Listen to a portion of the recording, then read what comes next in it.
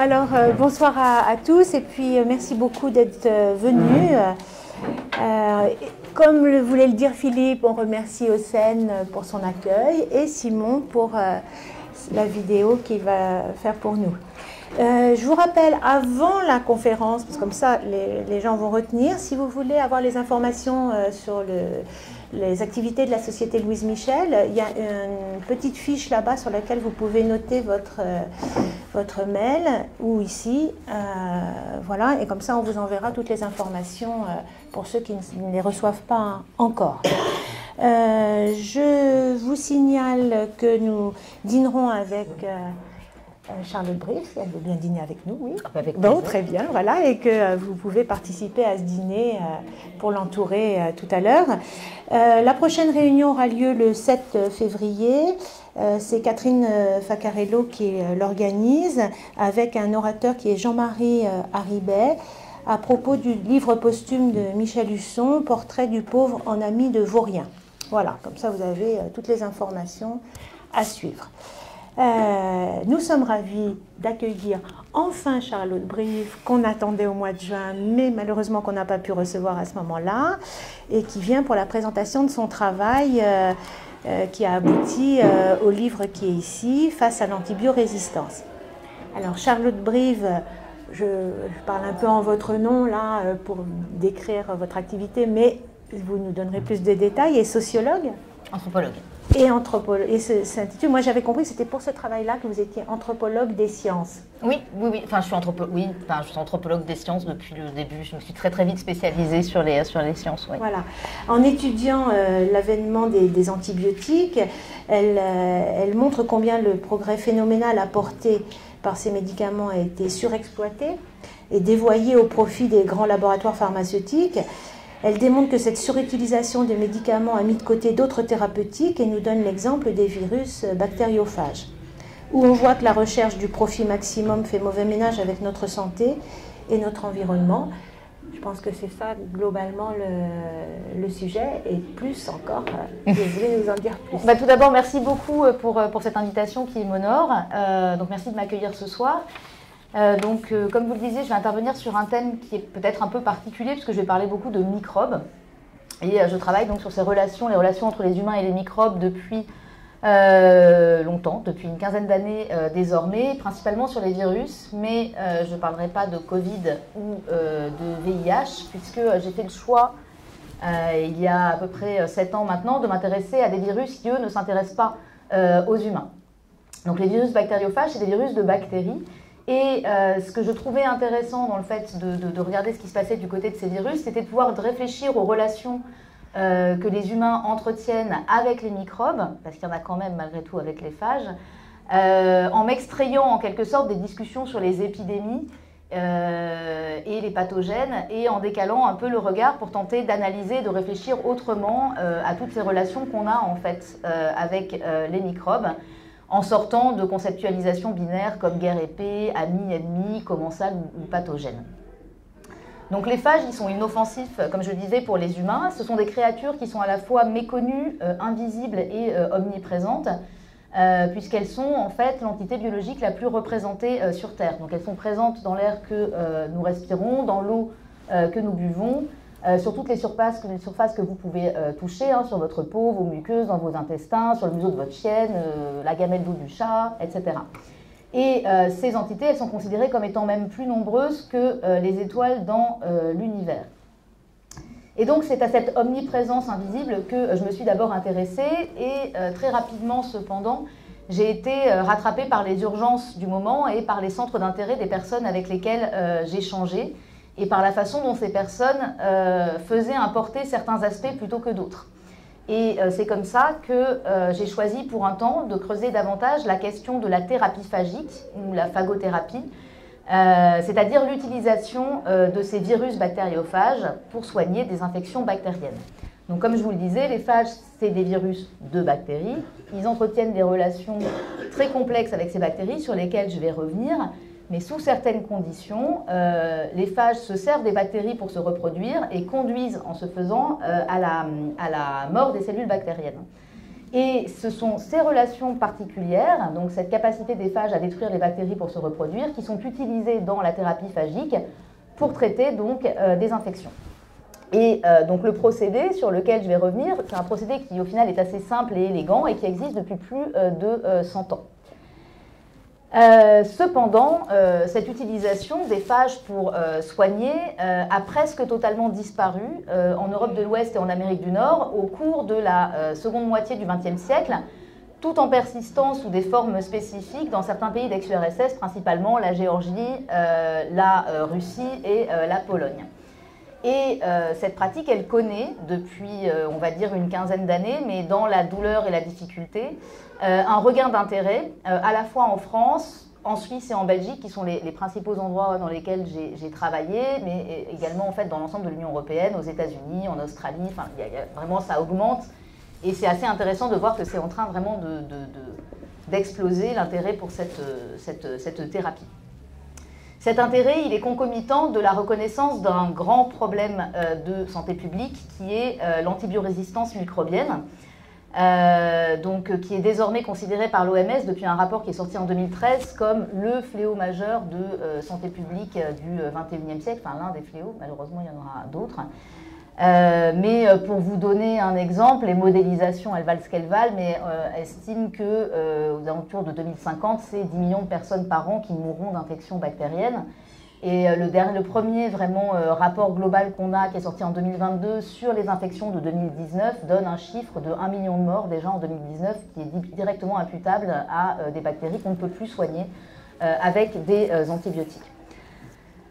Alors, ce qui est intéressant, ou ce qui a été un petit peu au début de la réflexion, c'était l'espèce de tension qu'il y a entre, d'un côté, l'antibiorésistance comme problème majeur de santé publique, et de l'autre, la difficulté de développement de la thérapie phagique qui peut, sous certaines conditions, constituer une réponse valable à ce problème de l'antibiorésistance. Ça fait 100 ans que dans certaines conditions, des personnes utilisent des virus pour traiter des infections bactériennes. Et donc, on peut se demander pourquoi, du coup, cette thérapie n'est pas plus développée. Pourquoi est-ce si difficile aujourd'hui de la faire advenir de nouveau? Donc, dans le temps qui m'est imparti, j'aimerais revenir un petit peu sur ces recherches et vous présenter certains, je ne vais pas pouvoir tout passer en revue, mais présenter certains résultats en insistant sur ce qui a pour moi peut-être été la plus grande surprise, qui va peut-être pas vous paraître une grande surprise comme ça, mais on va y revenir, mais à savoir la place prise par les antibiotiques dans la seconde moitié du XXe siècle, à différentes échelles, et le poids en fait des infrastructures existantes dans la possibilité d'imaginer des réponses aux désastres en cours, et on peut considérer l'antibiorésistance, mais je vais y revenir, comme un désastre écologique. Donc pour ça, je vais me concentrer sur deux points particuliers que je vais développer plus longuement, qui sont tous les deux à des échelles assez différentes. Mais c'est intéressant justement de travailler sur ces deux échelles qui sont assez différentes. D'un côté, les relations entre phages et bactéries dans les laboratoires, donc pour essayer de comprendre ce que c'est que ces bestioles, ce qu'elles font, comment elles interagissent et comment en fait les humains les manipulent et à quelle fin. Et de l'autre, je reviendrai dans la deuxième partie sur ce que j'ai appelé avec d'autres chercheuses et chercheurs l'infrastructure antibiotique, donc ce qui a pu être développé en fait à partir de molécules qu'on considère le plus souvent uniquement comme des médicaments. Donc voilà en gros pour le déroulé de l'exposé. Donc j'aimerais commencer par ce que la philosophe des sciences Isabelle Stengers nomme l'intrusion de Gaïa. Dans un livre qui s'appelle Autant des catastrophes, elle ouvre le livre par le désastre provoqué par l'ouragan Katrina, où elle montre comment elle revient sur la destruction des lieux de vie, de milieux de famille, des écosystèmes, montre comment bien évidemment tout ça est lié à des inégalités qui sont reconduites, des inégalités à la fois sociales et raciales. Et face à ces désastres, qu'elle considère tous comme étant autant de conséquences du réchauffement climatique, Stengers propose d'apprendre à nommer l'événement. Elle parle d'intrusion de Gaïa. Et elle dit nommer, alors c'est pas la Gaïa de la tour, et on va pas rentrer dans les différentes... voilà. Mais ce que je trouve intéressant avec la proposition de Stengers, c'est qu'elle nous dit nommer Gaïa et caractériser en tant qu'intrusion les désastres qui s'annoncent relève d'une opération pragmatique. Nommer n'est pas dire le vrai, mais conférer à ce qui est nommé le pouvoir de nous faire sentir et penser sur le mode qu'appelle le nom.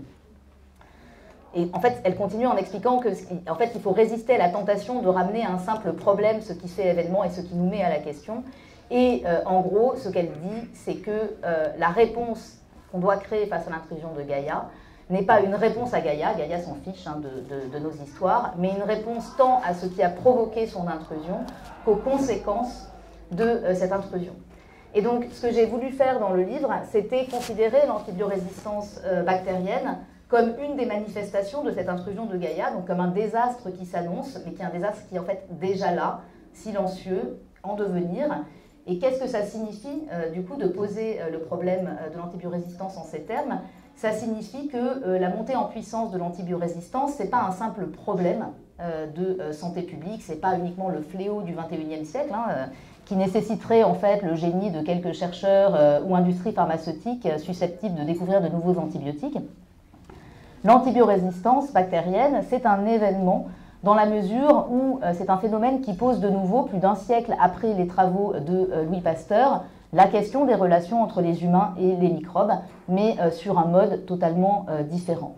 Et ce que cette antibiorésistance permet de penser, ce qu'elle met sur le devant de la scène, ce sont les incroyables capacités évolutives et adaptatives des entités vivantes, et ici en fait en premier lieu des microbes.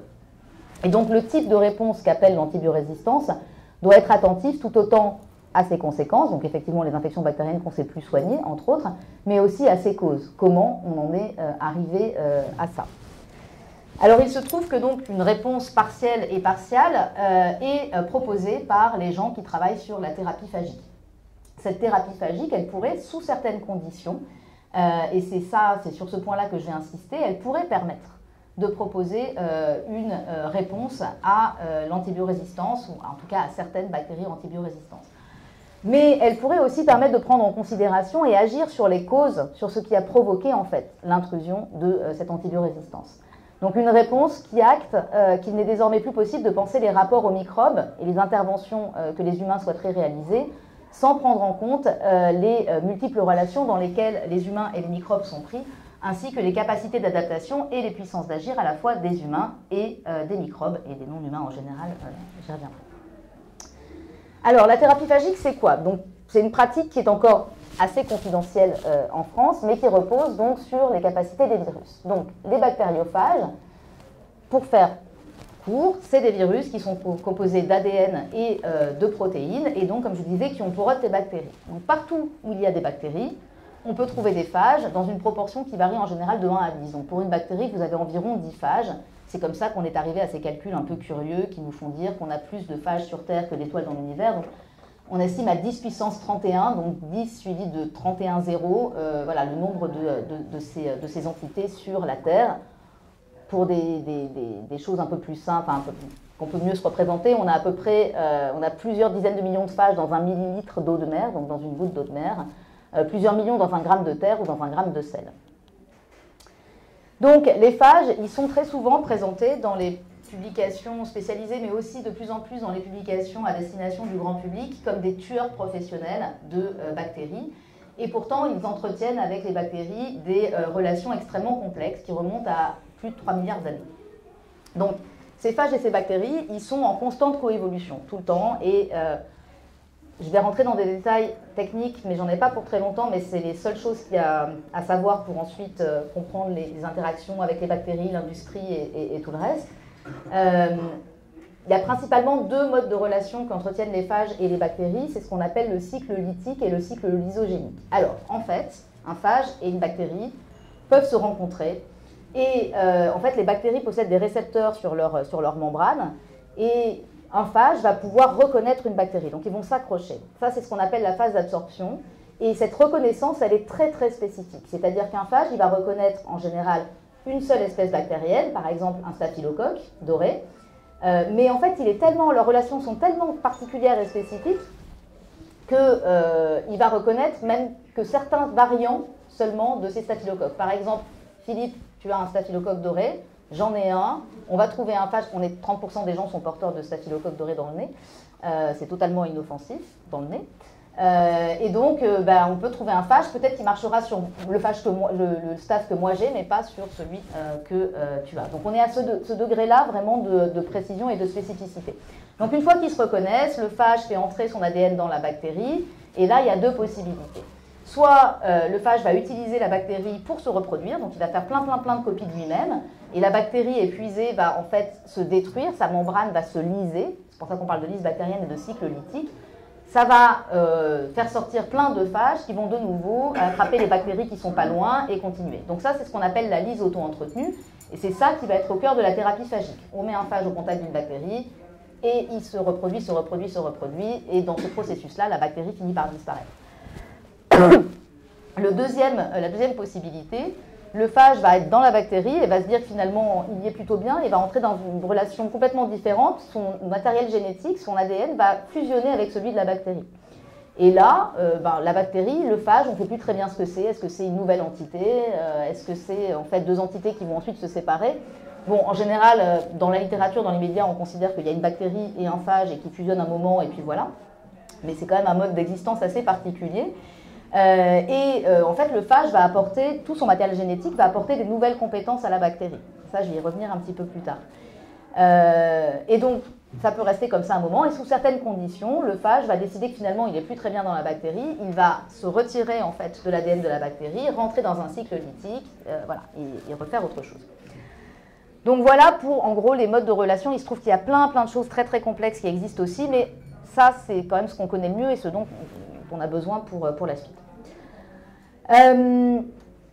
Donc, la thérapie phagique repose sur l'utilisation de phages strictement lytiques, c'est-à-dire des phages qui ne peuvent que se reproduire et, dans le processus, tuer des bactéries. Et donc, ce qu'on va faire, c'est qu'on va sélectionner un phage qui est actif sur la bactérie de la personne malade, on va le mettre au contact de cette bactérie et on va initier un cycle de lyse auto-entretenue. Donc, quand je vous disais que c'est un principe à la fois simple et élégant, c'est un principe qui repose donc sur l'utilisation par les humains d'une potentialité offerte par la nature. Alors, je ne vais pas rentrer trop dans les détails, mais quand même un tout petit peu plus malgré tout. Comme donc ils sont très spécifiques, ces phages, contrairement aux antibiotiques, on a des trucs large spectre, et ça aussi je vais y revenir, qu'on peut balancer un peu comme on en a envie, alors, ça a beaucoup d'avantages, voilà. Mais les phages, ça ne marche pas comme ça, donc en fait on a besoin de constituer des collections de phages. Et ça, c'est un travail auquel j'ai consacré une assez longue description parce que c'est un travail qui est généralement accompli par des techniciennes, enfin, c'est assez genré, souvent ce sont des techniciennes de laboratoire. Et donc c'est un travail qui est très souvent totalement invisibilisé et qui est pourtant absolument fondamental pour le développement de la thérapie phagique. C'est très technique, ça repose sur des compétences et des savoir-faire spécifiques, c'est jamais mentionné, jamais pris en compte. Et c'est pourtant dans ce travail minutieux et dans sa compréhension patiente qu'on peut saisir les véritables enjeux d'une mise au travail des microbes et plus généralement des entités vivantes en fait, dans les projets des humains. Alors, pour ce soir, du coup, en raison de l'aspect technique, voilà, ça nécessite quand même un support écrit, je pense, pour une bonne compréhension. Je vais à mon tour passer sur ce travail invisible, malheureusement. Mais pour faire court, on peut dire que ce travail consiste à faire quoi? À isoler des phages à partir d'eau riches. Alors, ce qu'on appelle des eaux riches, c'est des eaux qui sont riches en bactéries. Donc, ça veut dire les eaux des canalisations, des stations d'épuration, des égouts, des lacs, des rivières, etc. Alors, là aussi, c'est super intéressant et je vais passer assez vite, mais il y a tout un tas d'hypothèses et de stratégies pour savoir quelles sont les meilleures eaux dans lesquelles on va trouver les phages les plus incroyables. Il y a une sorte de territorialisation, il y a tout un tas d'enquêtes qui sont faites pour essayer de voir la diversité de ces phages. Je passe, mais tout ça pour vous dire qu'en raison des capacités évolutives des phages, on peut dire que chaque phage qui va rentrer dans la collection, suite à donc un très long processus d'isolement et de caractérisation, dépendant des savoir-faire des techniciennes, chaque phage donc est l'instantané d'une relation qui est vouée à évoluer en permanence. Et c'est en fait une sorte de photographie à un moment donné de ce que j'ai appelé des micro-géohistoires. Et pourquoi je vous parle de ça? Parce que c'est comme je vous disais, un travail très complexe, mais dans ce travail et dans cette histoire d'isolement, le danger, et c'est très souvent ce qui se passe, c'est d'oublier comment ces collections de phages elles ont été constituées, d'oublier qu'on a affaire à des entités évolutives qui sont le fruit d'une histoire et de rencontres et d'un travail de laboratoire, et de faire comme si c'était juste en fait des objets qu'on peut utiliser, sortir des collections et puis les utiliser en dehors des laboratoires comme des espèces de boîtes noires qu'on ne questionnerait plus. Or, les phages, encore une fois, ce sont des entités biologiques dynamiques et évolutives qui n'attendent que d'autres conditions et d'autres rencontres. Les entités, les êtres vivants donc évoluent, ils mutent, ils adaptent leurs habitudes et leurs comportements. Et les entités biologiques de laboratoire, alors il y a plein de travaux assez hallucinants sur ce qu'on appelle les organismes modèles en biologie, hein, donc les souris, les rats, les drosophiles, les levures, les bactéries, les plantes, tout ce sur quoi on apprend des choses qu'on essaye ensuite de transférer sur les humains, parce que la finalité est quand même souvent d'en apprendre plus sur les humains. Toutes ces entités biologiques, aussi standardisées, aussi normées soient-elles, hein, il y a des usines entières qui sont faites pour produire des souris de laboratoire, hein, qui sont toutes les mêmes, etc., pour garantir que les faits pourront être reproductibles dans les laboratoires de par le monde, eh bien ça reste quand même en fait des entités vivantes. Et donc toutes ces entités, elles peuvent faire autre chose que ce qui est attendu d'elles. Elles peuvent opposer une certaine récalcitrance en fait à entrer dans les projets que les humains qui les ont domestiqués ont pour elles. Et donc, ce qui est vrai des souris, des drosophiles, des bactéries est tout aussi vrai des phages. Et c'est d'autant plus important pour nous que donc, ces phages n'ont pas vocation à rester dans les collections, mais à être utilisés en dehors des laboratoires, dans le corps des personnes malades et peut-être plus tard dans celui des animaux ou dans les plantes, sur les plantes, dans les cultures, etc. Donc loin des conditions dans lesquelles ces phages ont été isolés et caractérisés. Donc c'est un peu important, et ça a été le deuxième aspect de la recherche, en tout cas sur les biologistes, de comprendre ce que les phages ils peuvent faire quand ils ne sont pas dans les milieux plus ou moins contrôlés des paillasses et des tubes Eppendorf. Et donc, si je reviens à ces espèces de relations phage-bactérie, on a une phrase qui revient quasiment tout le temps quand on lit des articles scientifiques sur les phages et les bactéries, c'est partout où on trouve des bactéries, on trouve des phages. Et je ne sais pas si vous êtes familiarisé un petit peu ou si vous avez entendu parler des travaux sur le microbiote, donc sur toutes les bactéries qui nous peuplent, nos amis les bactéries dans nos intestins, etc. Mais ces études sur les microbiotes, elles ont déjà amené à reconsidérer plein de questions. Par exemple, qu'est-ce qui est de l'ordre du soi ou du non-soi? Est-ce que les bactéries font partie de moi ou pas? Qu'est-ce que c'est que les relations multi-espèces? Qu'est-ce que c'est que l'évolution? Est-ce qu'on évolue seul ou est-ce qu'on évolue avec les bactéries? Qu'est-ce qu'il faut prendre en considération?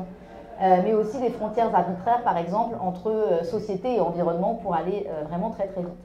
Ces études, elles disent toutes qu'il faut désormais être attentive et attentif aux relations complexes et situées que nous entretenons avec nos bactéries, qu'elles soient bonnes ou pas bonnes. Mais quand on ramène la phrase « partout il y a des bactéries, il y a des phages », eh bien ça sonne alors un peu comme une mise en abîme, parce que ça veut dire que tout ce qu'on est en train de dire à propos des bactéries et tout ce qu'on est en train d'élaborer comme discours sur les bonnes bactéries, etc., doit désormais être complexifié par les relations que les bactéries entretiennent avec les phages. Alors, pour l'instant, on n'en sait rien. Grosso modo, on en est au stade où on n'en sait rien, mais justement, l'intérêt, c'est de reconnaître, en tout cas, d'avoir conscience qu'on ne sait pas grand-chose, et donc peut-être de prendre un petit peu le temps de la réflexion avant de vouloir utiliser les phages n'importe comment. L'écologie des phages, c'est une discipline qui est née très très récemment eu égard aux sciences modernes, puisque on peut dater l'écologie des phages du début des années 90, 1990, donc c'est vraiment extrêmement récent, mais il y a déjà pas mal de données qui sont assez importantes. Alors j'entre pas trop dans les détails, mais pour vous donner une importance des phages quand même dans l'environnement, une idée de cette importance, il se trouve que toutes les secondes, dans l'océan, il y a à peu près 10 puissance 23 infections qui amènent à la mort de tas et de tas et des tas d'organismes marins. Dans cette histoire-là, c'est ce qu'on appelle le shunt viral. Les virus attaquent des tas d'organismes et provoquent leur mort. Dans cette histoire-là, les phages se livrent un véritable massacre bactérien toutes les secondes, mais ce faisant, elles libèrent toute la matière organique qui était présente dans les bactéries. Et en fait, elles rendent disponibles tous les nutriments qui étaient présents dans la bactérie pour d'autres espèces. Donc ça, c'est ce qu'on appelle le shunt viral. Mais en gros, ça veut dire quoi? Ça veut dire que les phages ont un rôle absolument capital dans tous les grands cycles biogéochimiques, le cycle du carbone, du phosphore, de l'azote, etc. On a la même chose dans les sols, même si ça commence à peine à être étudié. Et on pense aussi que les phages jouent aussi un rôle dans la composition de l'atmosphère. Donc ça, c'est pour les propriétés lithiques des phages. Ils tuent des bactéries et participent au grand cycle biogéochimique. Ils sont ce que j'ai appelé en fait des composteurs de monde. Mais même s'ils sont le plus souvent présentés, donc, comme je disais, comme des tueurs de bactéries, ce qui retient l'attention de tout le monde, comme je vous le disais, ils ont aussi ces autres types de relations avec les bactéries dans lesquelles ils fusionnent. Et dans ce cas-là, en fait, les gènes qui sont portés par les phages vont apporter des nouvelles compétences aux bactéries, donc les potentialités des bactéries sont complètement transformées. Et donc, ce qu'on connaît le mieux dans tout ça, c'est l'augmentation de la pathogénicité bactérienne, puisque ce qui nous intéresse en tant qu'humains, c'est ce qui peut nous faire du bien ou du mal, et donc les microbes, on les utilise surtout pour savoir en fait comment ils nous font du mal. Et donc on sait que les phages, en fait, quand ils fusionnent avec les bactéries, donnent aux bactéries la possibilité, par exemple, de sécréter des toxines. Donc il faut savoir que le choléra, Shiga, la diphtérie, le botulisme, tout ça, c'est les bactéries qui vous rendent malade, mais les toxines, elles sont sécrétées par des gènes qui sont apportés par des phages.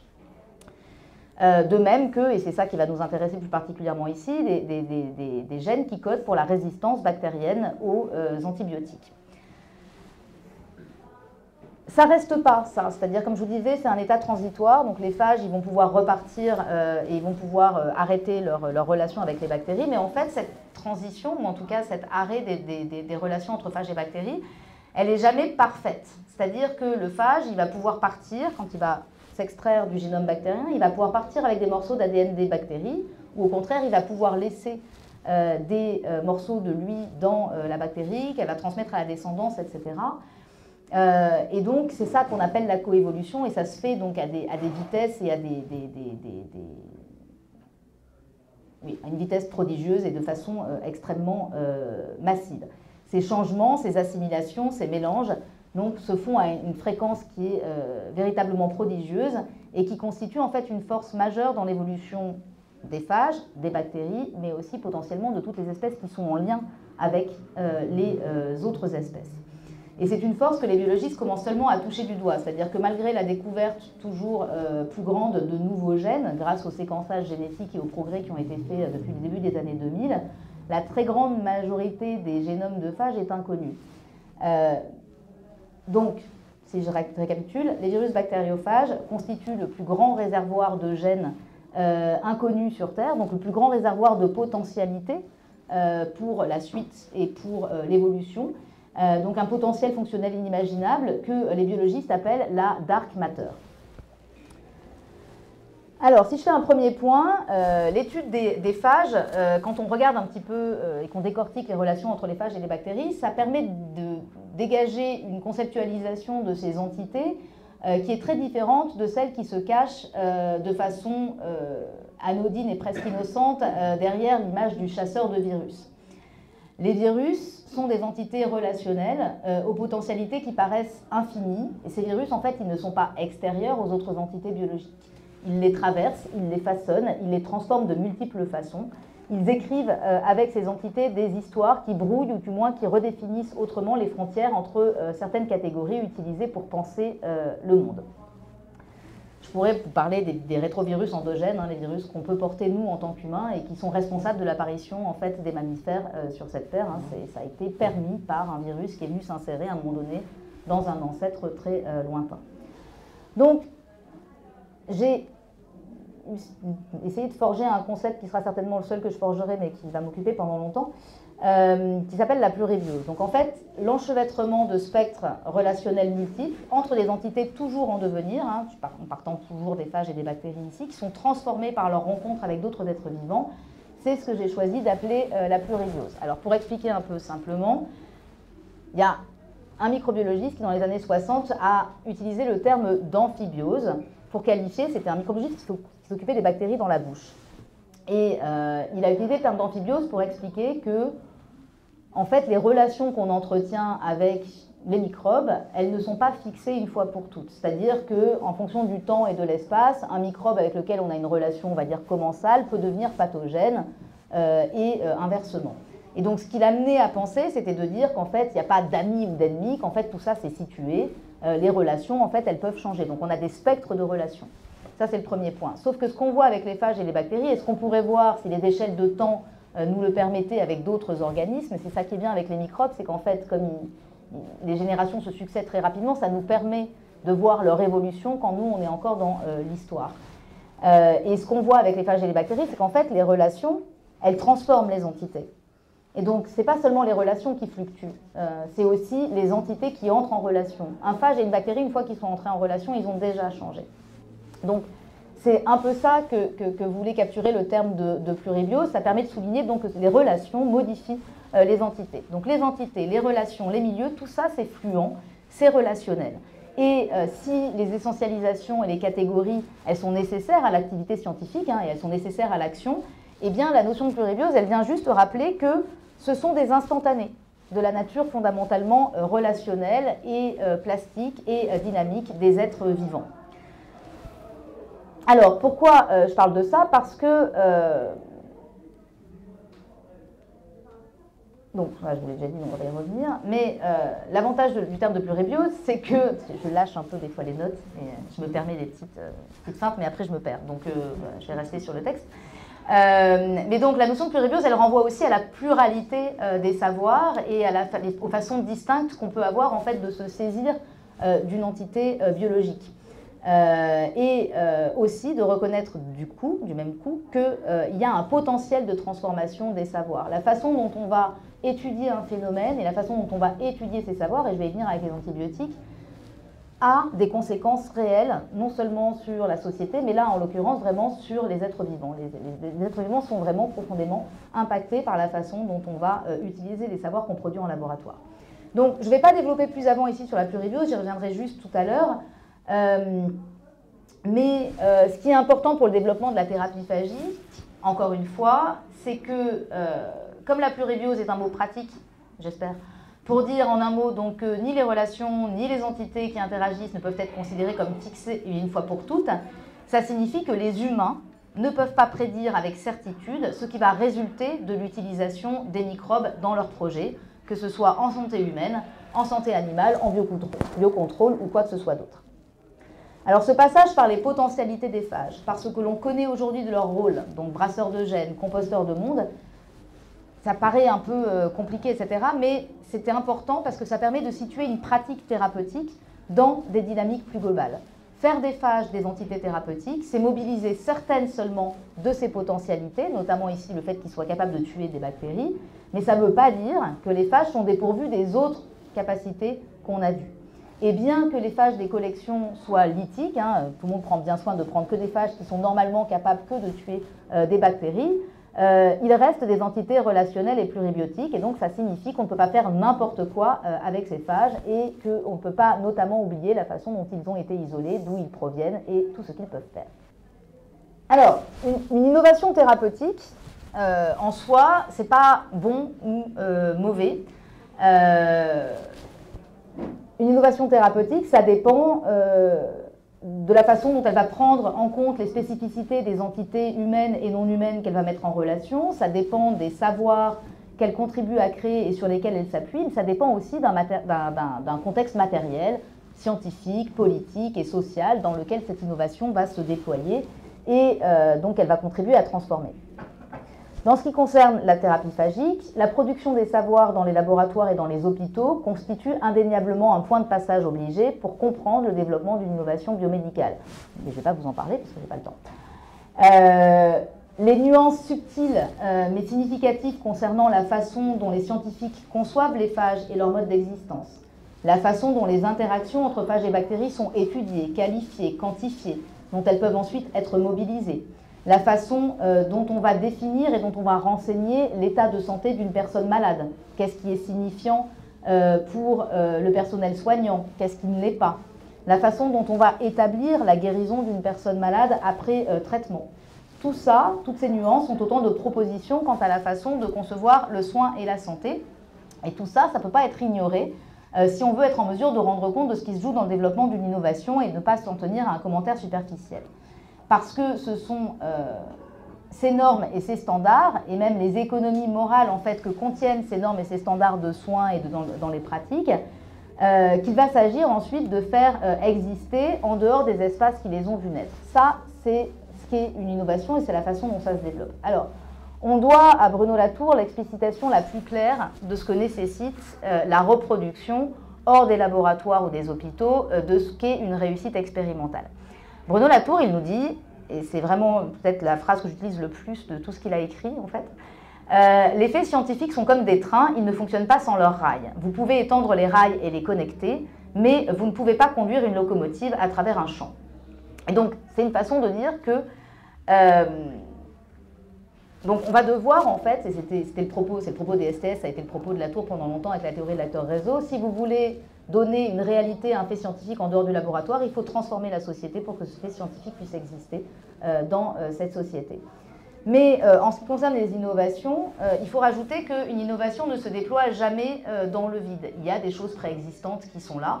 Et si l'on doit filer la métaphore de Latour, il s'agit de comprendre dans le cas de la thérapie phagique comment la locomotive est construite, comment les rails sont posés, mais aussi comment la topographie du terrain sur laquelle on va poser les rails va jouer sur la disposition de ces mêmes rails. Et la topographie ici, c'est ce que moi j'ai étudié, et ça a été un peu donc, le point un peu aveugle au départ de la recherche, et ce sur quoi il a fallu que je travaille, ce sont les infrastructures existantes. Et dans le cas de la thérapie phagique, je me suis très rapidement rendu compte que l'histoire de cette thérapie, et donc celle de son renouveau aujourd'hui, elle ne pouvait pas être séparée de celle qui est complexe et tortueuse de l'antibiothérapie et de son corollaire devenu terrifiant qui est l'antibiorésistance. Dès le début de mes travaux sur les phages, la première difficulté que j'ai pu noter, c'est que si je voyais que ces virus pouvaient être utilisés avec succès pour traiter des infections bactériennes, vous voyez aussi les difficultés techniques, réglementaires, politiques, etc., auxquelles étaient confrontés les différents personnels. Mais je voyais aussi dans le même temps un certain nombre d'articles d'intervention de chercheuses, de chercheurs, de pharmaciennes, d'infectiologues qui se positionnaient tous et toutes pour un changement réglementaire. Et ils expliquaient notamment que le cadre réglementaire choisi pour encadrer l'usage des phages ne convenait pas. Et notamment, ils insistaient sur quelque chose de particulier qu'ils souhaitaient privilégier sur une approche précise.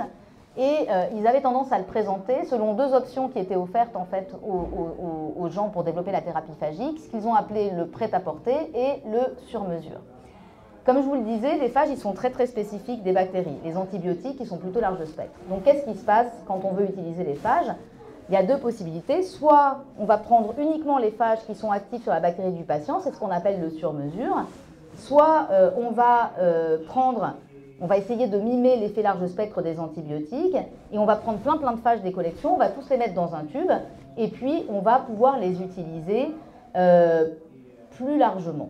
Donc en fait, ce qui se joue ici, c'est un affrontement entre deux modèles thérapeutiques, l'un qui va aller sur le sur-mesure et qui va privilégier vraiment l'efficacité du traitement, et l'autre qui est celui qui est développé par l'industrie pharmaceutique depuis longtemps, qui est plutôt en fait le traitement de masse et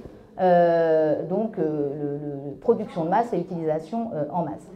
Alors les avantages de l'approche sur mesure, ils sont nombreux et c'est pour ça qu'il y a beaucoup de chercheuses et de chercheurs qui se mobilisent en faveur du sur mesure.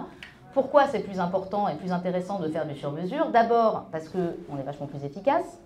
Ensuite, parce que les phages ne vont en fait cibler que la bactérie qui va rendre la personne malade, mais vont laisser tranquilles les bactéries du microbiote dont on sait désormais qu'elles jouent un rôle, même si on ne sait pas très bien lequel, mais voilà, on sait qu'il faut les laisser tranquilles. Et en plus, on va favoriser en fait le respect et la protection des différents écosystèmes, puisqu'en fait on va mettre peu de phages à un seul endroit plutôt que beaucoup de phages partout. Et enfin, on va diminuer le risque d'apparition de résistance, puisque comme je vous disais, les bactéries, les phages, ça coévolue depuis longtemps. Donc bon, si on a un phage qui n'est pas très actif sur une bactérie, il va très vite trouver un moyen, la bactérie va très vite trouver un moyen de résister. Alors, ce que j'ai pu voir aussi dans les laboratoires, et notamment, et plus précisément dans les hôpitaux cette fois-ci, c'est que la thérapie phagique, elle s'accompagne aussi d'une reconsidération des états d'infection et d'un abandon de la logique éradicatrice qui a longtemps prévalu en infectiologie, pour plutôt privilégier le maintien d'infections à bas bruit. C'est-à-dire que si on n'arrive pas à éradiquer ou si le coût de l'éradication est vraiment trop fort pour aller jusqu'au bout, eh bien on va plutôt se débrouiller pour que les personnes vivent avec une infection qui ne les handicape pas au quotidien. Donc tout ça pour dire que les phages peuvent permettre de penser une infectiologie plus écologique, on va dire. Alors le problème c'est quoi? Je me dépêche parce que je vois que ça passe. Le problème, c'est que tout le monde est d'accord pour dire c'est super, c'est comme ça qu'il faut faire, mais c'est pas ce qui se passe. Et donc tout le monde multiplie les tribunes, les appels à changer de cadre réglementaire, etc. Alors pourquoi ça se passe pas comme ça? Alors en fait, il y a deux éléments majeurs qui ressortent. Donc ce que j'ai fait, ça a été d'aller regarder les essais cliniques, ça a été de regarder les textes réglementaires et d'essayer de comprendre en fait pourquoi on avait un problème. Il y a deux éléments majeurs qui ressortent de cette analyse. Le premier, c'est que les réglementations existantes elles font des phages des médicaments, mais ça, c'est pas vraiment le problème. Le problème, c'est qu'elles imposent surtout de considérer les phages comme des antibiotiques. Alors que les phages ne sont pas des antibiotiques, par définition. Les antibiotiques, c'est des molécules chimiques qui sont dégradées ensuite par l'organisme, raison pour laquelle on est obligé d'en prendre plein et d'en mettre partout. Les phages, eux, sont des entités évolutives, etc., autoréplicatrices. Enfin, voilà. Enfin, elles font ça, quoi. Et donc, déjà, elles n'ont pas du tout le même mode d'action. Le deuxième point, c'est que les essais cliniques, dont la forme actuelle dépend en très grande partie du développement des antibiotiques dans la seconde moitié du XXe siècle, j'y reviendrai à la fin, ces essais cliniques, ils imposent une administration de la preuve, donc ils imposent de faire la preuve de l'efficacité des phages selon un schéma qui convient en fait, là encore, très très mal aux phages. Donc je ne rentre pas dans le détail, mais la conclusion à laquelle on arrive, c'est que les antibiotiques constituent, dans le cadre de la médecine humaine, une infrastructure, ce qu'on a appelé là. On parle d'antibiotiques comme infrastructure, ça j'y reviendrai tout à l'heure, vous allez vite comprendre pourquoi, mais dans ce cas précis, c'est une infrastructure onto-épistémologique. Alors c'est des gros mots, mais ontologique dans la mesure où en fait les antibiotiques imposent ce que doit être un agent anti-infectieux, donc ça doit marcher comme un antibiotique, voilà. Et épistémologique dans la mesure où les antibiotiques en sont même arrivés à imposer la façon dont la preuve devait être administrée pour montrer l'efficacité d'un traitement anti-infectieux. Jusque dans les critères de jugement, parce que par exemple, un antibiotique, on va juger son efficacité parce qu'il va réussir à éradiquer la bactérie. Or, les phages, on les utilise dans des endroits où justement on n'arrive pas à éradiquer, et on les utilise plutôt pour maintenir, voilà, on préfère éradiquer aussi, mais souvent pour maintenir à bas bruit. Donc on a un modèle dominant de développement des anti-infectieux qui est principalement conçu pour les molécules chimiques, qui ralentit considérablement le développement de la thérapie phagique, tout en imposant une stratégie d'utilisation qui est très peu adaptée aux spécificités des phages. Donc les antibiotiques, comme infrastructure, empêchent en partie l'avènement d'une réponse au problème qu'ils contribuent à créer. Et donc cette infrastructure onto-épistémologique, dont le poids est absolument colossal à l'heure actuelle, m'a conduite, et c'est là où je suis allée un peu plus loin que ce que je pensais au départ dans l'enquête, à regarder plus largement l'histoire des antibiotiques. Donc je vais passer très très vite, mais là l'idée c'est quand même de dépeindre une scène globale pour comprendre les liens entre laboratoire, phages, bactéries, antibiotiques, et aussi surprenant que ça puisse paraître en partant de nos microbes, crise écologique. Donc là, ça va être vraiment à très gros traits, et donc pardonnez-moi, hein, on pourra toujours revenir sur la discussion. Je vais repartir directement au XVIe siècle, mais pas pour très longtemps. Donc on a de très nombreux, peut-être pas, enfin, un certain nombre d'auteurs et d'autrices qui font du long XVIe siècle le moment historique du geste fondateur de la modernité. Ce geste procède d'une extériorisation, je vais très vite, hein, voilà, d'extériorisation de la nature et donc d'un grand partage entre ce qui deviendra ensuite nature et culture. Ce geste, il définit l'humanité avec un grand H, mais il recouvre dans le même temps un geste d'exclusion extrêmement fort qui met en place un certain nombre de systèmes de classification, des hiérarchies, des taxonomies qui sont tout sauf innocentes. Donc quand on classe, quand on ordonne, quand on fait des listes, des choix, on inclut, et ce qu'on a tendance à oublier quand on parle d'inclusion, c'est que quand on inclut, on exclut aussi. Et donc on valorise, ça veut dire aussi qu'on néglige. On rend sensible, ça veut dire aussi qu'on insensibilise. Et donc ce geste d'extériorisation de la nature, c'est également un geste d'invisibilisation, d'insensibilisation et finalement une sorte de laisser-passer pour l'exploitation. Dans la nature seront désormais placés non seulement les êtres vivants non humains, mais aussi les personnes racisées, les femmes et les enfants. Je vous ai dit que j'allais vite, hein. Voilà.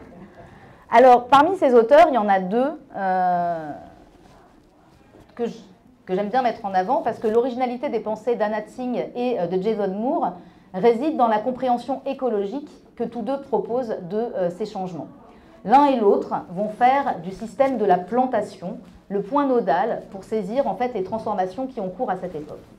Le système de la plantation, dont l'exemple paradigmatique est celui de la canne à sucre, hein, repose sur l'exploitation ordonnée, systématique et standardisée de la production et de la reproduction des espèces qui y sont cultivées, tout comme des humains qui y travaillent. La forme d'exploitation qui est propre à la plantation passe entre autres par la réduction, voire par la suppression des interactions qui sont jugées indésirables avec d'autres espèces que celles qui sont cultivées.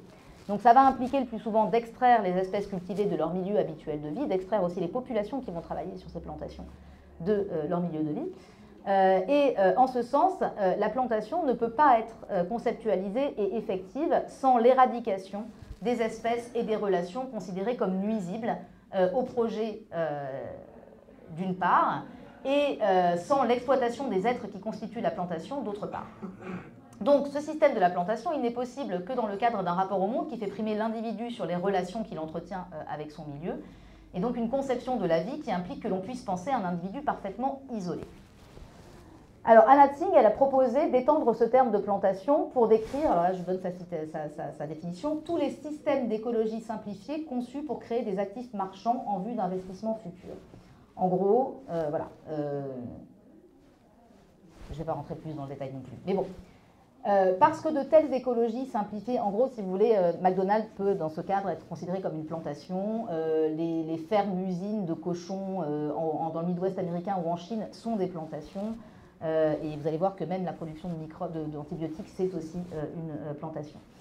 Parce que de telles écologies simplifiées prévalent dans les sociétés occidentales, Tsing, avec Haraway et Gilbert, a proposé de parler de plantationocène, pour caractériser la période où prédomine ce type d'écologie, donc qui repose sur une simplification outrancière des relations entre les êtres vivants.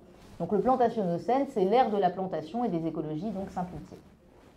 Cette conception est très proche de celle qui est développée par Jason Moore, qui lui préfère parler de capitalocène.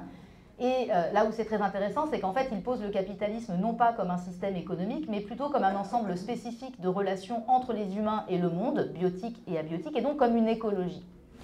Et donc dans cette optique de volonté de contrôle des humains, ou devrions-nous dire de certains humains sur d'autres êtres vivants, les plantations sont rapidement devenues des monocultures et l'espèce produite va le plus souvent devenir clonale dans le cas des végétaux ou à tout le moins hautement standardisée dans le cas des animaux, tout ça pour avoir un meilleur rendement et puis pouvoir aussi standardiser le travail.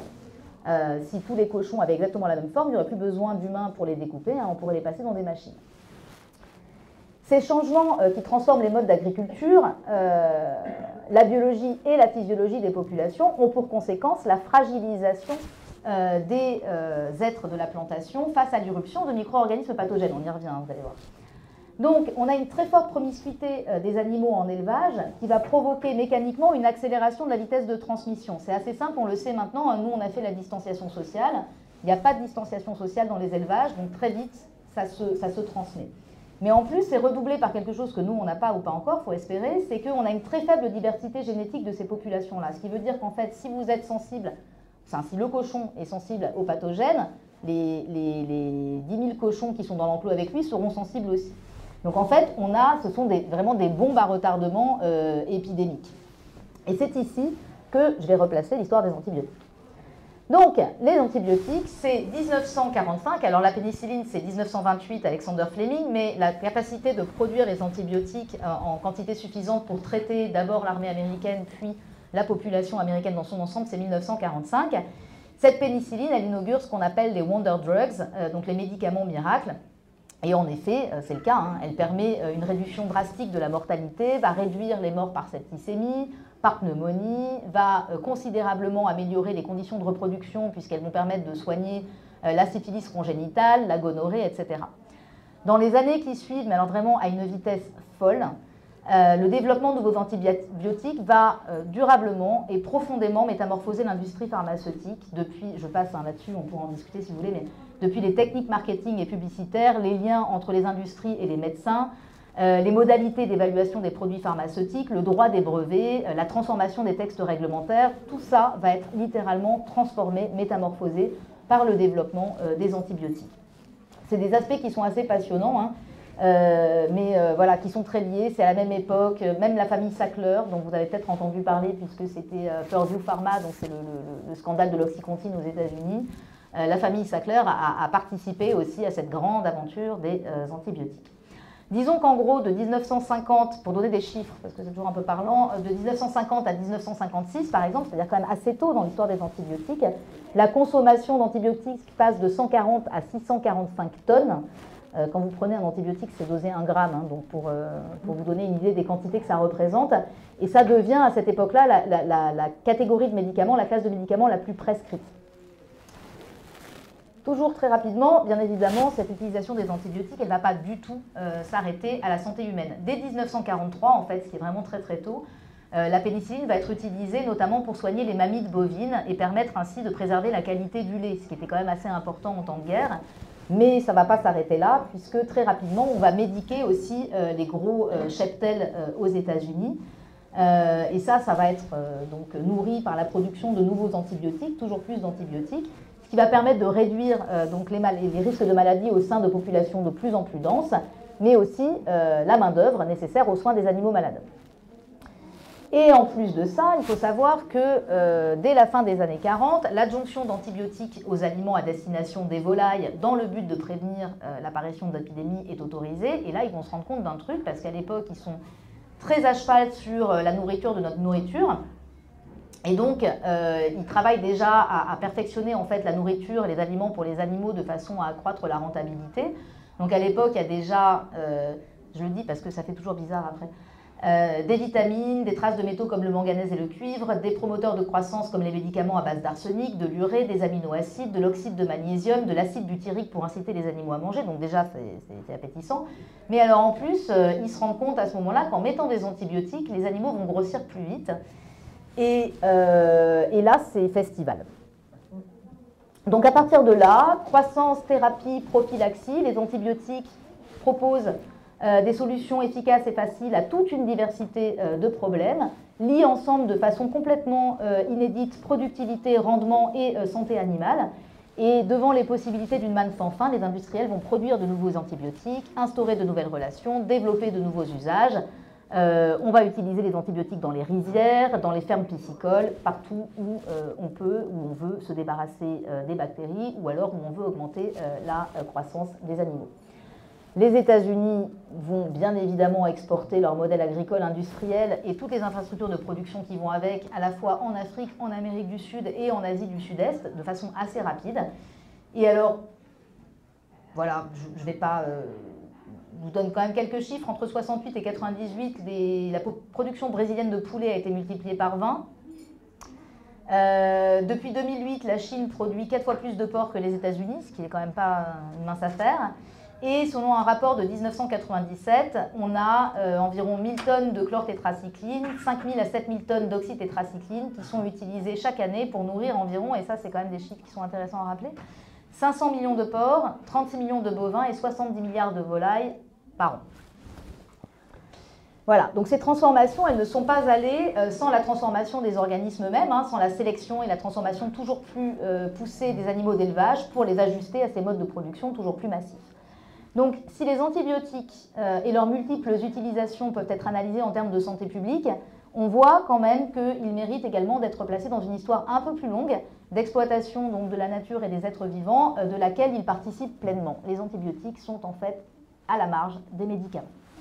Au point que l'on peut parler en fait d'un couplage réussi entre une solution thérapeutique, donc ces antibiotiques et plus globalement l'industrie pharmaceutique, et les développements de formes du capitalisme reposant après la Seconde Guerre mondiale sur la production et la consommation de masse et sur la standardisation qui les rendent possibles. Alors, ce qui est intéressant là aussi, c'est que les antibiotiques, au départ, si on revient à nos phages, nos bactéries et tout ça, les antibiotiques, ce sont des molécules qui sont produites naturellement par les microbes pour médier les relations à leur milieu de vie. Et le début de l'ère des antibiotiques a mobilisé des réseaux entiers de scientifiques pour tenter de trouver des bactéries ou d'autres micro-organismes capables de synthétiser ces molécules aux compétences biocides.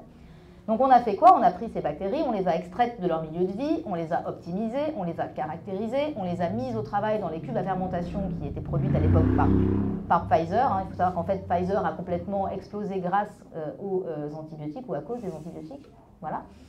On les a nourris de milieux de culture standardisés, on les a confinés dans des écologies simplifiées à l'extrême.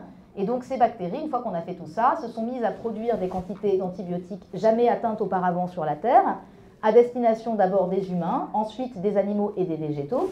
Et le produit du travail de ces bactéries, donc les molécules antibiotiques, a ensuite été délocalisé, envoyé partout dans le monde, utilisé dans des écosystèmes et des milieux dans lesquels non seulement les bactéries qui les ont produites, mais même ces molécules-là n'avaient pas initialement leur place. Et donc on a des tonnes d'oréomycine, de streptomycine, de téramycine, de pénicilline et autres INE qui ont été déversés sur les cultures, dans les élevages, dans des corps, de façon à rendre ceux-ci plus productifs et plus rentables. Les animaux étaient moins malades, les humains aussi, les animaux grossissaient plus vite et les humains retournaient plus vite au travail. Donc, produits dans des plantations de microbes, les antibiotiques ont permis l'expansion et la création d'autres plantations et ont participé d'agencements et d'assemblages variés, centraux en santé humaine, mais absolument incontournables dans l'agro-industrie. Les fermes-usines de cochons, les fermes piscicoles, les élevages de crevettes au Bangladesh, tout ça, c'est absolument impensable sans les antibiotiques. Donc, comme je vous le disais, lorsqu'on les présente comme des médicaments, on occulte quand même grandement les autres rôles qu'ils occupent dans l'histoire récente. Et j'ai proposé, après vérification, après avoir vérifié auprès des spécialistes du domaine quand même, l'hypothèse selon laquelle ce que les chercheurs de l'Anthropocène nomment la grande accélération. Donc la grande accélération, c'est cette période qui commence après 1945 et qui est caractérisée par l'augmentation de la proportion d'un certain, augmentation exponentielle, de la proportion d'un certain nombre de marqueurs qui sont là pour mesurer l'impact des activités humaines. Et en fait, il me semble, mais donc c'est à vérifier, en tout cas c'est l'hypothèse que j'ai proposée, que tous ces marqueurs-là n'auraient pas eu les mêmes marges de progression sans l'industrialisation des antibiotiques. Bon, les antibiotiques n'apparaissent pas dans ces diagrammes, mais je pense que c'est une erreur, parce qu'eux aussi d'abord ont augmenté de façon exponentielle. Si vous voudrez examiner en détail le ou les rôles qu'ils jouent dans les transformations profondes du capitalisme de l'après-guerre, il est quand même difficile d'imaginer une population en constante augmentation sans prendre en considération la diminution drastique de la mortalité, notamment la mortalité infantile permise par les antibiotiques. Il est difficile de considérer l'augmentation du méthane dans l'atmosphère ou encore la consommation d'eau et d'engrais sans les coupler à l'intensification de l'agriculture permise en partie donc par les antibiotiques, sans parler de l'accroissement des forces productives et reproductives. Donc, l'industrialisation de la production des antibiotiques a conduit au développement d'infrastructures gigantesques, puissantes et impensées. Les antibiotiques sont des magic bullets de la médecine de la seconde moitié du XXe siècle. Ils étaient cela, mais ils sont devenus depuis infiniment plus que cela. Le problème, c'est que les entités biologiques agissent et réagissent au changement de leur milieu. Elles s'adaptent, elles évoluent. Comme je vous le disais, avec les bactéries, elles s'échangent des morceaux de gènes, parfois des plasmides entiers, elles migrent dans les sols. Et donc l'antibiorésistance, qui est un phénomène qui était connu de longue date dès le départ, qui était circonscrit historiquement dans les milieux non anthropisés à des interactions ponctuelles et situées, qui a été ignoré poliment pendant des décennies par les industriels avec une production de l'ignorance sur laquelle on pourrait revenir, et bien cette antibiorésistance est elle-même à son tour métamorphosée, à tel point qu'aujourd'hui, l'antibiorésistance est généralisée, qu'on peut la considérer d'ailleurs comme une manifestation particulière de la pluribiose. Donc c'est ici que je conclus parce que j'ai, voilà, je suis presque. Donc l'histoire des antibiotiques et son corollaire, l'antibiorésistance, constitue une mise en garde. Les microbes, et plus généralement les êtres vivants, réagissent aux projets des humains et agissent sur ces projets. Si ces microbes et si les êtres vivants peuvent être extraits de leur milieu de vie et mis au travail dans les plantations des firmes pharmaceutiques, les conséquences de ces mises au travail finissent par se faire sentir et se rappeler aux humains. Les antibiotiques, les plasmides, sont autant de matières qui fuient, qui se répandent, qui se propagent, la solution miracle à une multitude de conditions devenant un problème et rendant de ce fait visibles les infrastructures desquelles elles s'échappent.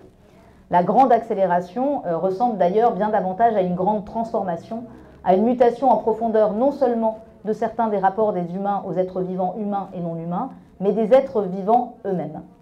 En ce sens, une décélération, c'est-à-dire vraiment une diminution drastique de la quantité d'antibiotiques utilisés, notamment dans l'agriculture et dans l'élevage, si elle est bien évidemment absolument nécessaire et souhaitable, sera d'abord très loin d'être évidente, parce que ça veut dire qu'il va falloir repenser intégralement les modes de production dominants, qui s'incarnent qui plus est très différemment en fonction des contextes, des réglementations, des pays, etc. Mais le pire, c'est que cette décélération ne sera pas suffisante, puisque dans le cas des antibiotiques, la persistance de la résistance, mais aussi sa propagation, se font désormais sans qu'il n'y ait plus besoin de la présence des antibiotiques dans l'environnement. Maintenant, les bactéries, en fait, des bactéries qui n'ont jamais été en contact avec des antibiotiques, peuvent présenter des résistances à l'intégralité des antibiotiques dont on dispose. Donc mettre en œuvre des solutions, que ce soit par le développement de nouveaux agents microbiens ou d'alternatives thérapeutiques, implique d'inclure dans ces réflexions tant les matérialités propres aux différentes entités thérapeutiques que les infrastructures des sociétés et les impératifs de montée en échelle et de production et d'exploitation du vivant qui les sous-tendent. Donc produire de nouveaux antibiotiques, ça ne servira à rien si la façon de concevoir ceux-ci, si la façon d'imaginer leur action et leurs interactions n'est pas remaniée en profondeur. Mais la même chose peut être dite des virus bactériophages. Ces virus bactériophages, ils vont pouvoir traiter des infections bactériennes devenues antibiorésistantes, mais ce n'est que sous certaines conditions seulement qu'ils seront capables, enfin en tout cas susceptibles, de ne pas participer aux causes d'une résistance bactérienne généralisée. Alors un tout petit peu d'optimisme pour finir, parce que là c'est quand même pas trop la fête. Aujourd'hui en fait on a des équipes qui travaillent à développer une thérapie phagique sur mesure, en ayant en tête deux principes directeurs que je partage pleinement avec elle et avec eux, et qui sont la raison pour laquelle j'ai raconté l'histoire d'une certaine façon dans le livre. Les deux principes, c'est garantir l'accès de cette thérapie au plus grand nombre, donc en faire une thérapie abordable, donc qui a priori ne va pas tomber dans les ressorts de Big Pharma, ce qui n'est pas évident, mais on y travaille. Et le deuxième aspect, c'est d'éviter, bien évidemment, d'alimenter les désastres écologiques en cours et donc éviter des approches qui massifieraient la production et l'utilisation des virus bactériophages. Il se trouve, et c'est peut-être une piste pour la discussion, qu'en France, c'est un modèle public de production qui est en train de voir le jour, ce qui est d'autant plus surprenant quand on sait qu'aujourd'hui, en fait, tout a été fait de la part de l'industrie pharmaceutique pour ôter toute prérogative aux États dans la production des thérapies.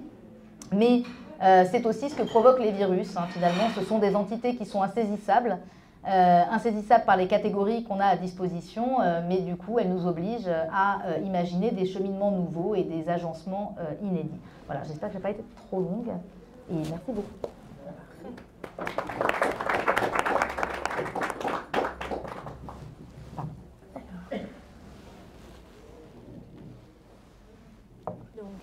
Un petit temps pour les questions, sans doute.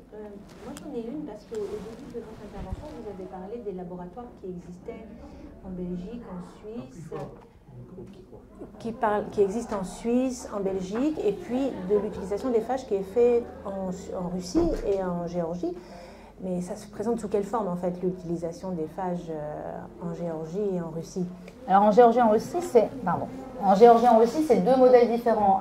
Alors, en Suisse et en Belgique, c'est comme en France, on est au stade expérimental. Enfin, après, il y a plein de gens qui les ont utilisés sous le manteau pendant des années.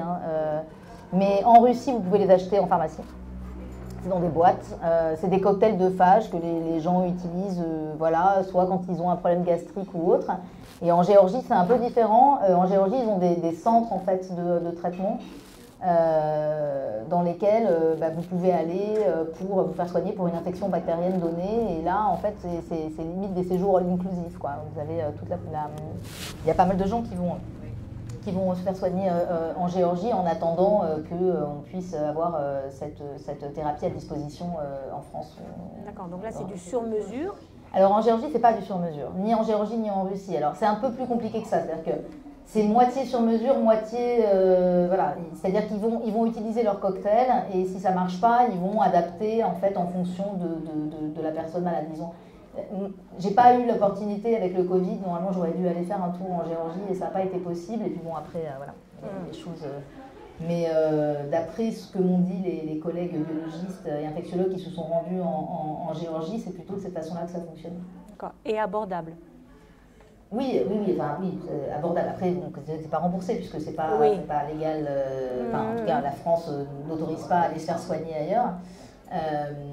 Mais c'est la même chose pour si vous voulez faire venir des boîtes de phages de Russie, c'est parfaitement illégal parce que ça a été l'histoire qui a été un petit peu au début de mon travail parce que j'avais rencontré un monsieur qui avait des problèmes d'infection à répétition et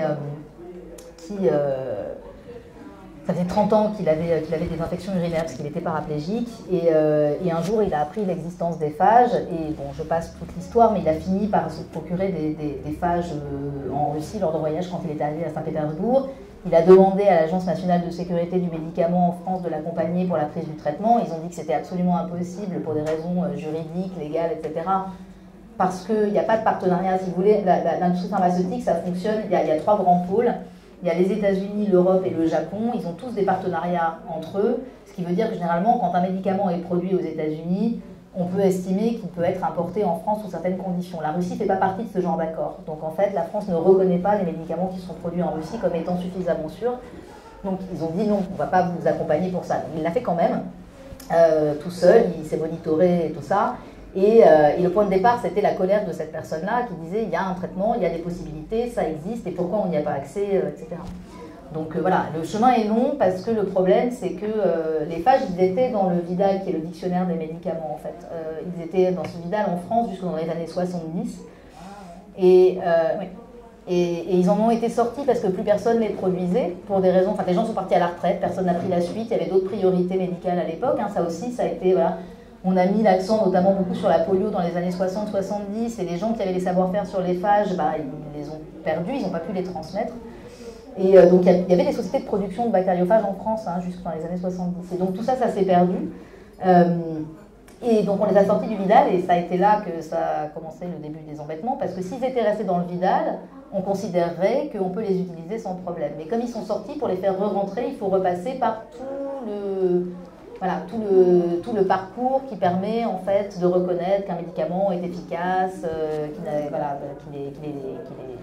safe, etc. Donc ça veut dire que s'il y a eu une autorisation de mise sur le marché et donc dans une application au Vidal, ça veut dire qu'il y avait des stratégies thérapeutiques, une production, etc. Alors, c'est compliqué parce que les autorisations de mise sur le marché, c'est récent.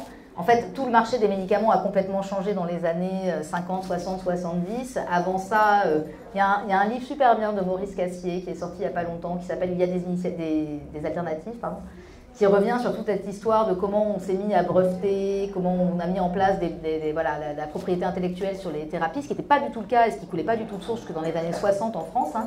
Donc, il n'y avait pas d'autorisation de mise sur le marché, il y avait ce médicament que les médecins et les infectiologues utilisaient. Donc il y avait des sites de production, il y avait le laboratoire du bactériophage à Paris, et il y en avait un autre à Lyon, il y avait ensuite les laboratoires publics qui les produisaient. Il y avait une production à Pasteur et une production à Mérieux.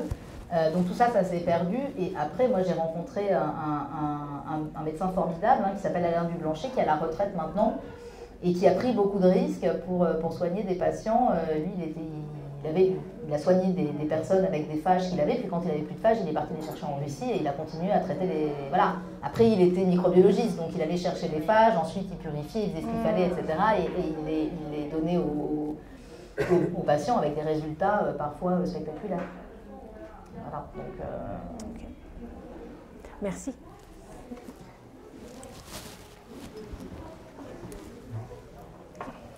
Oui, merci pour ton exposé. Il y a deux choses qui m'ont frappé dans ton travail et que j'ai trouvé qui m'ont vraiment...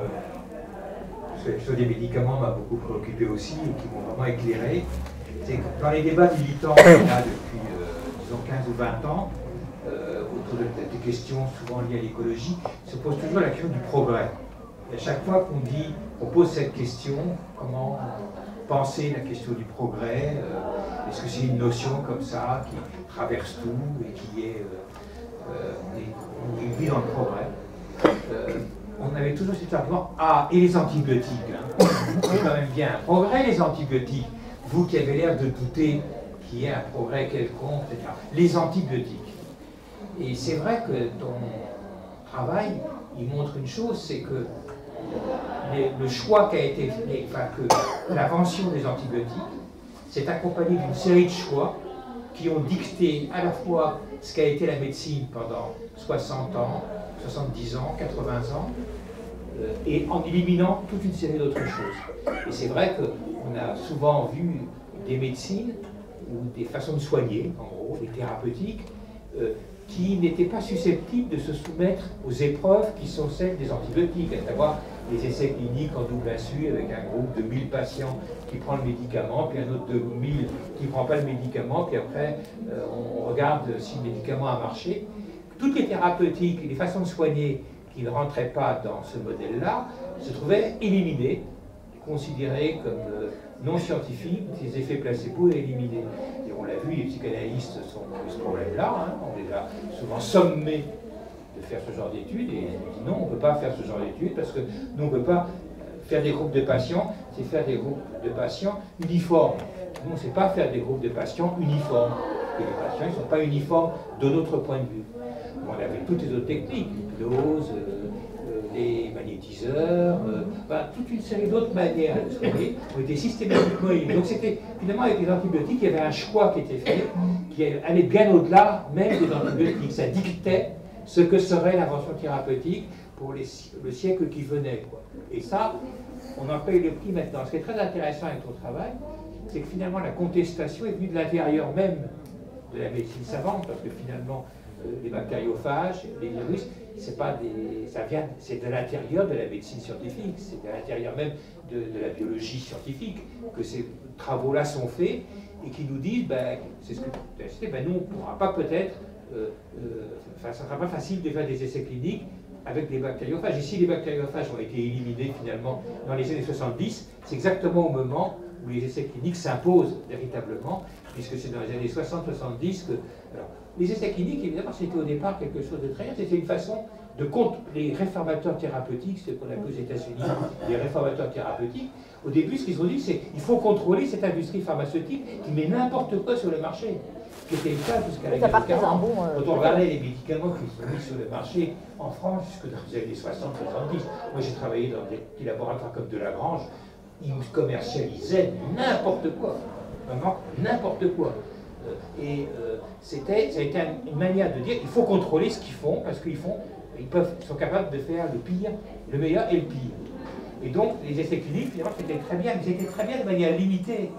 C'était peut-être que le modèle a pris trop d'expansion, et il a été trop hégémonique, et il a avalé et dissous toute une autre façon de prendre en compte la manière de soigner les gens, d'aborder le problème de la maladie et du soin, qui ne pouvait pas rentrer dans ce modèle-là, et qui se trouvait non seulement pas pouvoir rentrer dans ce modèle, et donc se trouvait éliminé et considéré comme c'est toujours cette fameuse formule, c'est l'effet placebo. Tout devenait effet placebo, qui voulait strictement rien dire. Parce qu'on ne sait pas ce que c'est l'effet placebo. On ne sait pas ce que c'est l'effet placebo. Dire que c'est l'effet placebo, c'est renvoyer d'une ignorance à une autre ignorance. Ça, c'est le premier point qui m'a beaucoup intéressé dans ton livre. Le deuxième point aussi que je voudrais insister, c'est cette affaire de Gaïa dont tu as parlé, et qui est très intéressante. Gaïa, finalement, c'est l'idée d'une terre vivante. C'est ça, Gaïa, la terre est vivante.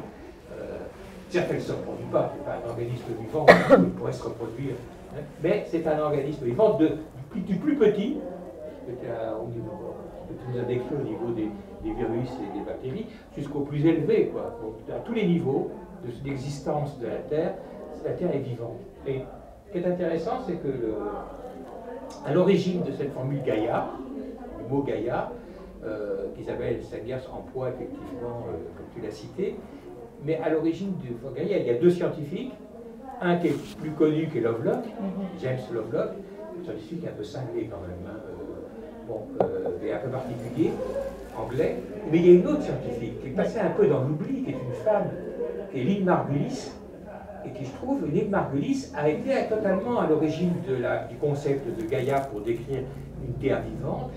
Et Lynn Margulis est une biologiste, et elle est totalement, je trouve, en symbiose avec ce que tu dis et ce que tu fais, parce qu'elle est à l'origine justement de l'idée que les organismes vivants ne peuvent pas être examinés en dehors des relations qu'ils entretiennent avec leur milieu.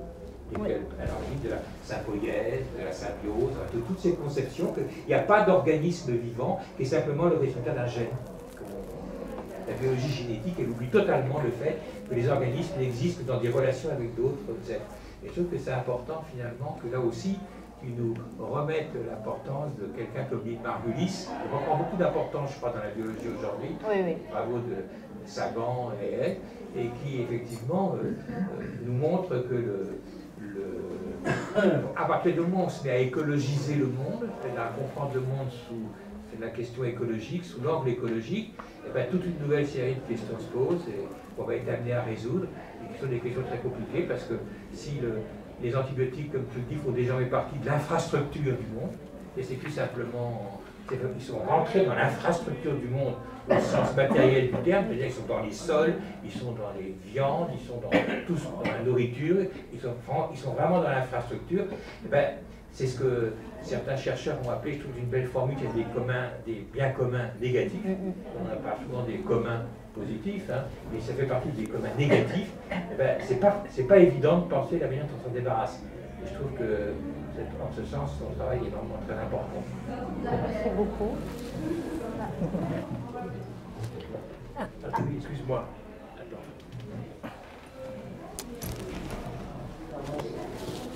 Vous parlez de livre, mais j'avais vu il y a 3 ans, je pense, un documentaire sur Arte sur les bactériophages qui était absolument passionnant. Et qui se passe à Lyon d'ailleurs, en fait. Il y a une partie qui se passe à Lyon avec les gens que voilà. j'ai rencontrés. Et par contre, je m'interroge en vous entendant, en vous écoutant, sur le fait que à la fin de ce documentaire, il disait que c'était à l'hôpital Salpêtrière, je crois, un médecin avait utilisé les bactériophages pour soigner quelqu'un qui était atteint avec bon, voilà. Donc, d'après ce que vous dites, le cadre réglementaire leur interdit aujourd'hui d'utiliser. Non, en fait, c'est un moment, si vous voulez, où on est un peu entre deux parce que c'est. Il y a un droit à l'expérimentation. En fait, la réglementation des médicaments, elle est très compliquée, mais ce qu'ils ont le droit de faire, en fait, ce sont des usages compassionnels. Et donc, pour ça, il y a un certain nombre de choses à respecter. Alors, il y a différentes choses. Mais en gros, soit on a des phages qui sont produits selon les bonnes normes, les bonnes pratiques de fabrication. Et dans ce cas-là, on a ce qu'on appelle des autorisations temporaires d'utilisation. Ça, c'est encadré par la NSM, tout le monde est couvert. Soit on a des phages qui ne sont pas produits, qui sont produits selon les bonnes pratiques de fabrication, mais qui ne sont pas reconnus, parce qu'il faut des lieux spéciaux, etc. C'est très très compliqué à mettre en œuvre. Et là, on tombe sur le régime compassionnel, c'est-à-dire qu'on peut utiliser ces virus. Après, le problème, et c'est là où en fait, tout le monde est assez courageux dans cette histoire, parce que les infectiologues, les pharmaciens, pharmaciennes qui se prêtent à ça, c'est le médecin prescripteur et le pharmacien administrateur qui sont légalement responsables de ce qui va se passer. A priori, il n'y a jamais eu de problème. Pardon. Mais voilà, c'est quand même eux qui prennent le risque. Et aujourd'hui, donc c'est pour ça que vous avez par exemple à Lyon, je crois que je n'ai plus les chiffres, à chaque fois j'oublie, mais je pense que dans les 4 ou 5 dernières années, ils ont plus de 60 patients traités. Voilà, Lyon, c'est un peu l'endroit où ça se passe dans l'immédiat, pour des raisons... disons qu'il y a une espèce de mutualisation de compétences qui s'est faite là-bas, où il y a des personnes qui ont décidé de se mettre d'accord, infectiologues, microbiologistes, chirurgiens, pour dire, et le pharmacien aussi, qui a un rôle très important, pour dire on essaye, on voit et on développe. Et donc là maintenant, c'est eux qui sont en fait en train de développer un modèle public. Et c'est ça qui est assez fascinant dans cette histoire. Et là, on arrive quand même à un moment qui me semble vraiment capital pour la suite, parce que cette histoire de phage, mine de rien, ce qu'on est en train de voir, à savoir des gens du public qui ne sont pas particulièrement au départ des anticapitalistes avec le couteau entre les dents, qui décident de dire en fait ce qu'on va faire c'est un modèle public de production, quand tout et absolument tout est fait dans la réglementation et dans le lobbying, etc., pour que ça ne soit pas possible. C'est ça qui est quand même assez fabuleux dans cette histoire. Pour revenir sur les essais cliniques, en fait, il y a des essais cliniques en cours pour les phages. C'est juste que moi, je ne voudrais pas arriver... Je pense que c'est vraiment très important qu'on ait des essais qui montrent l'efficacité et l'innocuité des traitements. Ça a été fait à tort et à travers. Les essais cliniques ont été utilisés pour faire des choses assez abjectes dans les dernières décennies, notamment pour mettre le plus de gens possible sous traitement, même quand il n'y en avait pas besoin. Voilà, c'est vraiment une industrie. Non, mais c'est une industrie à part entière. Les essais cliniques, c'est-à-dire qu'il y a des contract research organizations, des gens qui sont payés pour mener les essais cliniques dans des pays dans lesquels les personnes vont trop regarder en fait les questions éthiques, etc. Enfin bon, il y a tout un business autour de ça. Mais ce qu'il y a d'intéressant, et c'est ça l'ironie de l'histoire, c'est qu'en fait, ce dont tu parlais Philippe, à savoir ce moment où on a dit bon maintenant on va mettre en place les essais cliniques randomisés, c'est après les amendements Kefauver-Harris, et qui sont liés à quoi? Qui sont liés au fait qu'à ce moment-là, on se met à faire des antibiotiques dans tous les sens, à faire des combinaisons à dose fixe, et où les médecins commencent à dire on ne sait pas trop ce qu'on est en train de donner aux patients. Au même moment, il y a une transformation des techniques marketing, notamment avec la famille Sackler qui se met à transformer totalement en fait, la façon dont on fait de la publicité sur les produits de santé, ce qui provoque une collusion avec vraiment en fait, les journaux scientifiques, médicaux qui se mettent à faire de la pub pour des produits avec des faux médecins qui n'ont jamais existé, qui disent ce produit est formidable, etc. Et donc c'est à ce moment-là que là, ça devient un bazar pas possible. Je crois que c'est 62, l'amendement Kefauver-Harris qui dit maintenant, non seulement on veut des essais pour l'innocuité, ça existait déjà, mais on veut des essais pour l'efficacité. Et du coup, ils font un peu le ménage, mais c'est trop tard. Pour les antibiotiques, en tout cas, c'est trop tard. Et après, il y a les débordements dont tu parles, Philippe, qui font que effectivement, les essais cliniques sont aussi devenus une machine à mettre les gens sous traitement et sont aussi devenus une machine en fait à imposer une forme de rationalité parmi d'autres et à imposer en fait ce que doit être un traitement. Les essais, ça repose sur des trucs hallucinants. Il faut d'abord standardiser les corps, donc les rendre commensurables entre eux, ce qui n'est quand même pas évident. Il faut considérer que le groupe qu'on est ici constitue un groupe homogène qui va avoir une réaction homogène à une molécule donnée. Bon, c'est un pas à faire déjà. Donc ça, c'est le premier point. Et puis le deuxième point, et ça c'est plus ce dont tu parlais, Philippe, sur la question En fait, ces données, et il y a un article qui le montre très bien, c'est donner au traitement seule l'efficacité de la guérison. Or, on sait très bien par expérience qu'une grande partie de la guérison des personnes malades, si elle est liée effectivement à une molécule, est aussi liée à tout un protocole de soins qui est autour. Et dans ces essais cliniques, on n'évalue jamais ça. On évalue uniquement une molécule nue. Et donc justement, encore une fois, on revient sur ce truc complètement pas relationnel qui consiste à dire qu'il y a une efficacité de quelque chose par soi-même, sans lien avec un contexte. Voilà.